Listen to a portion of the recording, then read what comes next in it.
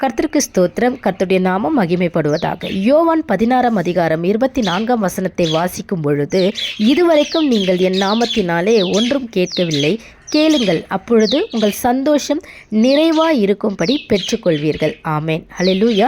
நமக்கு என்ன தேவை உண்டோ அதை நம்ம என்ன பண்ணுவோம்? ஜெபத்தில் தேவனுக்கு தெரியப்படுத்துவோம். குடும்பத்தின் தேவை, சபையின் தேவை, ஊழியத்தின் தேவை, நம்முடைய நண்பர்கள், உற்றார் உறவினர்கள், நம்முடைய சொந்தங்கள், எல்லாவற்றிற்கும், தேசத்தில் இருக்கிறவர்களுக்காக, எல்லாவற்றிற்காகவும் நம்ம என்ன பண்ணுவோம்னா தேவனிடத்தில் ஜெபிப்போம், தேவனுக்கு தெரியப்படுத்துவோம். ஆனால் இவைகள் எல்லாம் உங்களுக்கு வேண்டியவைகள் என்று உங்கள் பரமபிதா அறிந்திருக்கிறார்.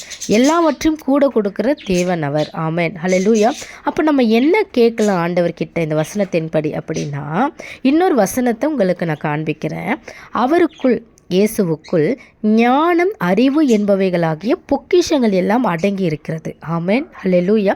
யோவான் 16:24 படி, அவருடைய வார்த்தைப்படி, இதுவரைக்கும் என் நாமத்தின் நிமித்தம் இந்த ஞானத்தையும் இந்த அறிவையும் கேட்கவில்லை அப்படின்னா, கேளுங்கள், அப்பொழுது உங்கள் சந்தோஷம் நிறைவாக இருக்கும்படி பெற்றுக்கொள்வீர்கள். ஆமேன். ஹல்லேலூயா.